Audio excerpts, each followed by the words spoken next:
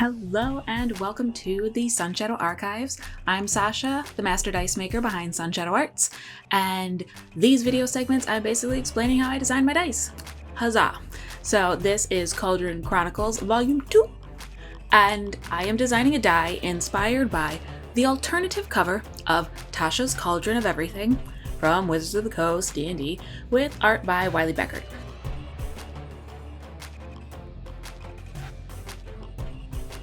In Volume 1 of this video series, I looked at the piece of art itself, kind of broke it down into its significant parts, and chose what the dice design I was going to create was going to be, and settled on making the cauldron the focal point.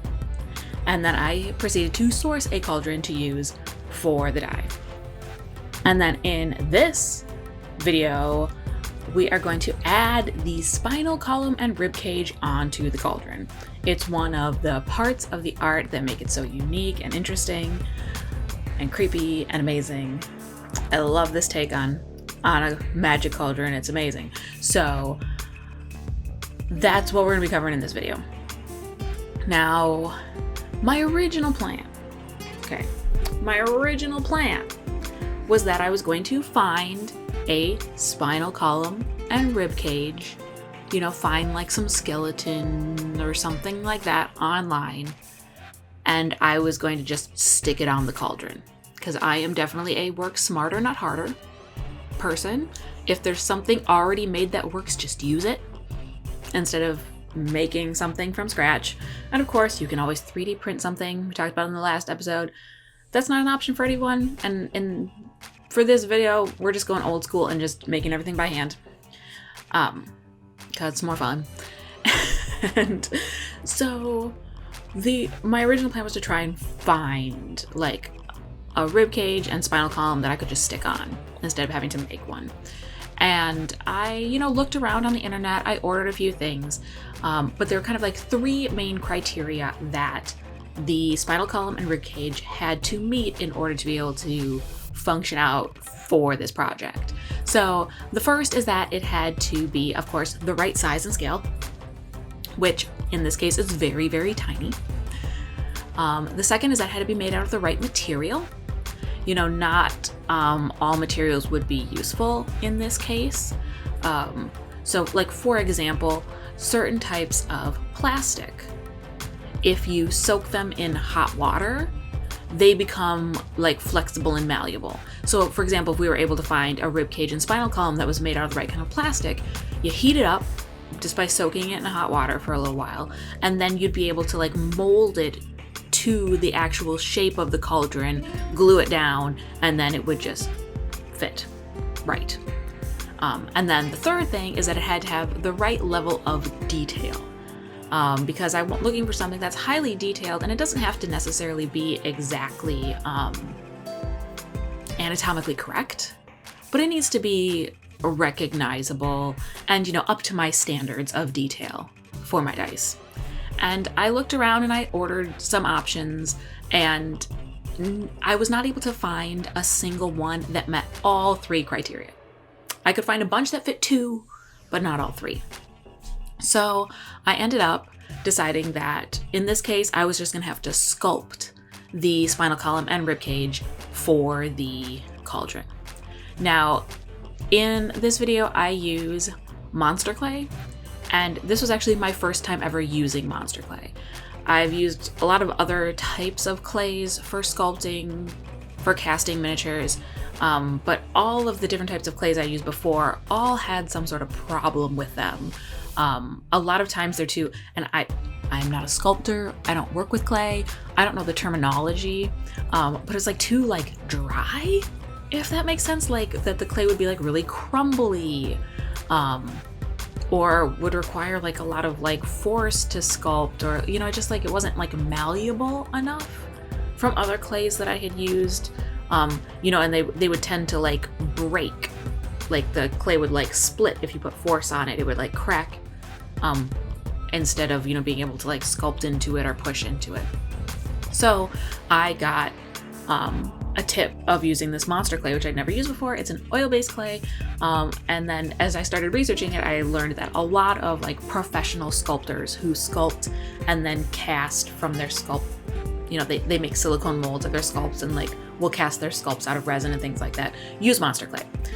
So if you're interested in monster clay, you can find a ton of information online about it. There's tons of YouTube videos explaining all about it. There's 3 different hardnesses. There's like a soft, a medium, and a hard. I went with the medium because I figured right down the middle is probably gonna be what I need, because I figured like hard and soft are probably for more like experienced sculptors who know specifically the kind of texture that they want to get. And it ended up being the perfect thing. Like it's like the perfect sculpting clay for this type of scenario where you're going to be casting from it and the sculpted clay isn't the finished product. It's perfect. So it's oil-based, like I said, so it doesn't have cure inhibition with the silicone that I used. So there's no problems with it not curing, with the silicone not curing because of the contents of the clay. It doesn't air dry. Like, so you can work on a sculpt over the course of multiple days and you don't have to worry about it like drying out and getting hard because it doesn't air dry, because it's not for that, right? So you don't have to worry about any of that stuff. And I also learned as I was researching that you can actually like liquefy it. You can like melt it and like pour like stuff with it, which is really, it's fascinating to me. I love art. It's so cool. And this is like a medium that I'm not super familiar with, so this was pretty exciting. I really liked it. Monster clay is cool.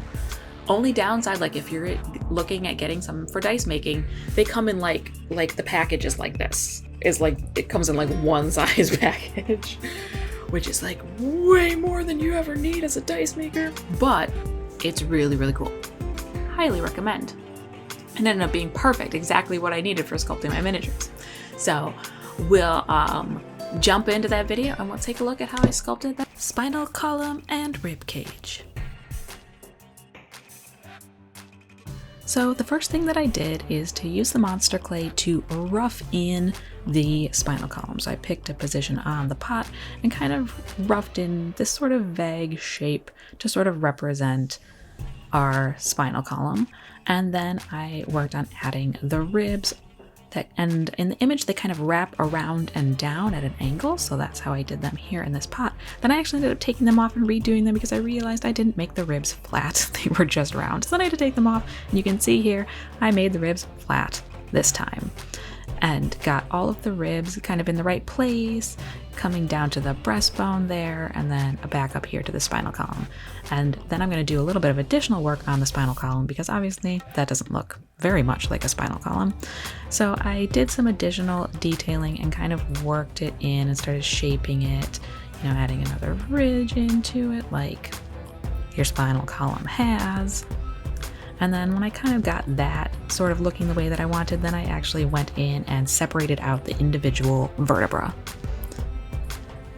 So we're dividing sort of our spinal column here into individual pieces. And then I worked in a little bit more detail, you know, taking off the top, sculpting that around. And then I realized as I was doing this that I was having a hard time getting things kind of to look the way that I wanted, because when I would sculpt one part, then I'd mess up another part because I don't have super steady hands with my disability. So I ended up actually making a silicone mold of this, pouring a version out of resin, and then I used a Dremel to then add in some additional detailing. And I do this frequently when I make inclusions, just because with my disability and my shaky hands, it's really hard for me to get it right all in one go. So this way, I don't have to worry about accidentally smushing something or messing something up as I'm working with it. I can then just go in with a Dremel and drill away and get more of a perfect look of what I'm looking for. So here I went in and I smoothed out some of the rib cage bones that weren't very straight, and then I went in and added a bunch more detail to the actual spinal column. One thing I will point out is that the spinal column in the art, you know, has the ribs attached to the outer side of the spinal column, and the ribs aren't flat against the cauldron. I did not do this for the cauldron here because having that gap It's really, really hard to make a silicone mold with a gap like that, especially the way this is structured. It would just be so much more trouble than it's worth. It would just be a nightmare to try and make a silicone mold of that and having to cut through each of those gaps so you can free the ribs and everything else. So I ended up just making the ribs all flat along the side of the cauldron, just because that's what was going to work easier for pouring the mold to replicate this cauldron. So it's not exactly perfect to the art, but you're going to get the sense that it is a spinal column and rib cage, and that's what we're going for. And a lot of this won't be super visible in the finished die anyway. So it's kind of all right that it's not quite exactly the same. Artistic license, we'll call it.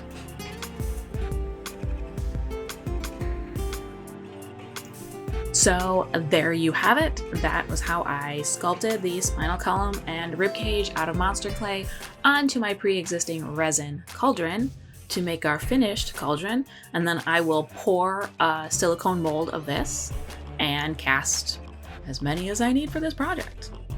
Now, and then next in volume 3 of Cauldron Chronicles, we'll be putting the magic potion into the cauldron. Now, one of the interesting things about this particular piece of art that I'm making a die inspired by is that you don't see inside of the cauldron at all. So we can really be as creative as we want and put whatever we want inside of this cauldron. We can make it any way that we want to make it. And my patrons have voted, and they voted that our potion should be purple. So it will be a purple potion in Tasha's cauldron for this iteration. And it's gonna be great. I'm gonna make it glowy, gonna make it bubbly. It's gonna be super cool. I'm excited about it. So check back soon for volume 3 of the Cauldron Chronicles. And if you wanna know more about how I make my dice, I have a great Patreon where you get a lot of behind the scenes looks at things. All of my YouTube videos go to Patreon first. You get to vote on things, and I also give away a lot of free dice. I give away a free die every month in my Patreon. It's a great place. Head over there and check it out. I also teach dice making. I teach basic dice making on my website, and I also teach advanced dice making through my Patreon. So if you're interested in either of those, check them out. And we'll see you next time on the Cauldron Chronicles. Bye. Thanks for watching. Don't forget to hit that subscribe button so you don't miss out on the rest of the journey. Want even more behind the scenes action? Consider becoming a patron of Sunshadeau Arts on Patreon. Patrons get bonus footage, free dice contests, and get to participate in the design process. To peruse my wares, visit sunshadowarts.com and be sure to connect with me on Twitter and Instagram at Sunshadeau Arts.